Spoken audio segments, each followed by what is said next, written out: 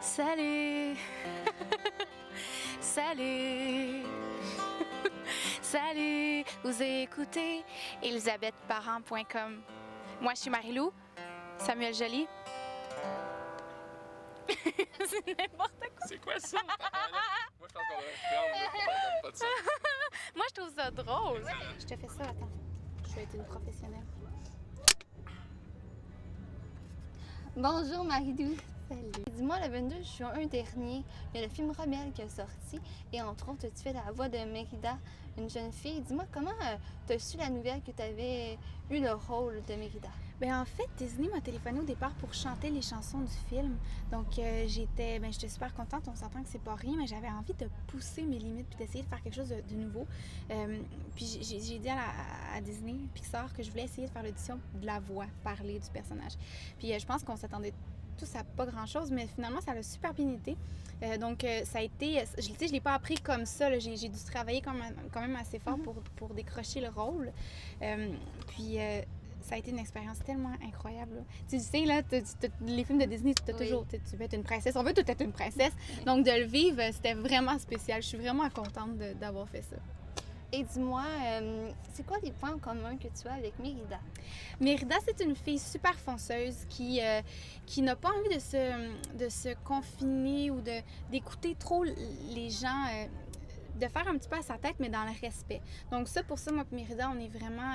on est en notre affaire, on sait ce qu'on veut, puis on se laisse pas influencer, mais on est toujours respectueuse et puis ouverte d'esprit. Donc ça, je te dirais que c'est pas mal ça notre point commun.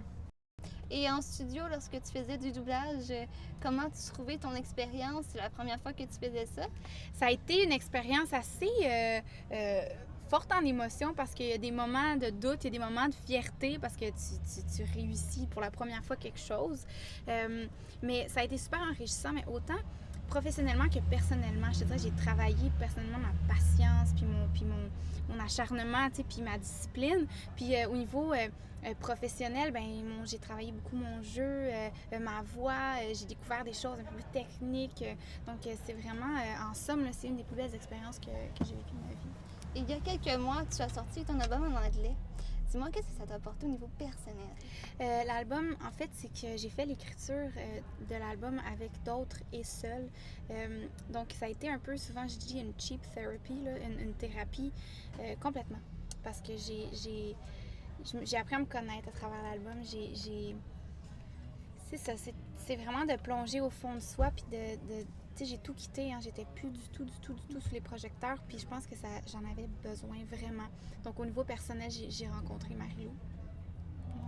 Ouais. Et dis-moi, entre autres, dans ton expérience de faire un nouvel album, est-ce que tu avais peur de perdre un peu ton public?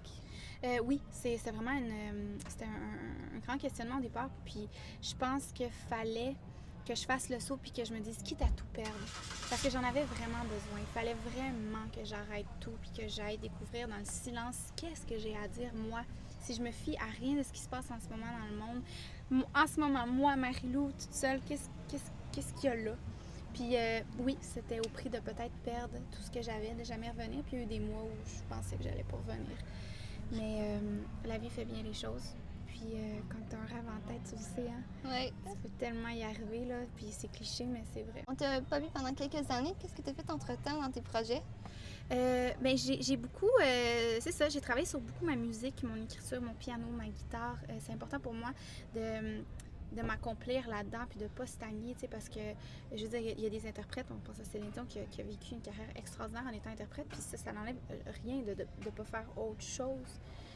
Mais moi, j'avais besoin de me développer en tant qu'artiste à plusieurs niveaux. Donc, 3 ans, on dit que c'est long, mais ça passe tellement vite. Ça passe tellement vite. Donc, c'est vraiment ça que j'ai perfectionné. Puis, 60 Thoughts, c'est le fruit de tout ça. Tu sais, mon album, c'est vraiment ça. Chaque note, chaque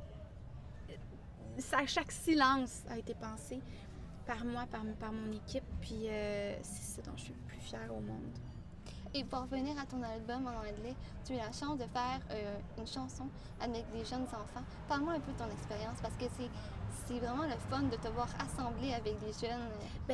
En fait, c'est une chanson qui parle... c'est une chanson que j'ai écrite, coécrite pour les enfants en disant que que souvent, il y a des parents qui ont manqué certaines choses dans leur vie puis qui voudraient les faire vivre à leurs enfants, même si c'est pas leur désir profond aux enfants.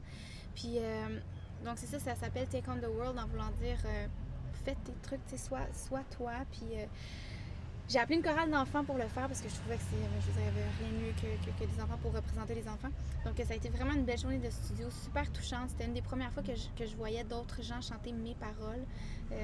Fait que ça veut dire beaucoup pour moi cette chanson-là. Je l'ai écrite le soir du jour de l'an avec Samuel Joly. C'est vraiment, je sais pas, ça veut dire beaucoup. Et dans tes projets futurs, qu'est-ce qu'on peut s'attendre de Marie-Lou? Des spectacles, le plus possible. Beaucoup de dates qui vont s'annoncer sur le mariloumusique.com très bientôt. Sinon, j'ai ma fanpage Facebook puis mon Twitter qui est toujours très actif. Et merci beaucoup, Marie-Lou. Merci à toi. Écoute, je te souhaite beaucoup de succès. Continue, t'es super. Et puis, on va te suivre sur les réseaux sociaux et sur ton site Internet. On va inviter ton musicien à rentrer dans notre fameux petit studio mobile. Ce serait le fun.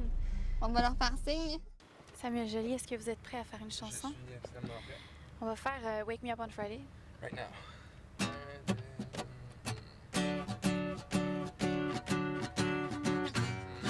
I'll stay in the stream at the end of the line. I'd give up today at the drop of a dime. Whoa, so much to do, but I won't take the time, so I close up the world and drift away.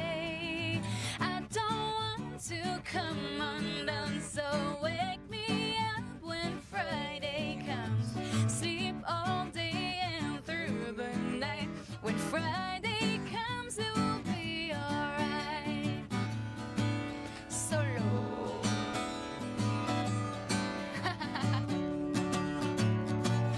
You can fill me in when you see me again. Don't wanna know about all the problems in my life till then. I don't wanna get too stuck on Monday, so I've been thinking ahead. I spend so much of the time remembering, I just want to forget. Whoa, so much to do, but I won't take the time, so I close up the world and drift away. I don't want to come undone, so wake me up when Friday comes. Sleep all day and through the night. Friday comes, it will be alright. Some say I'm crazy, I shouldn't let the days go by. I don't mind waiting, so this is my reply.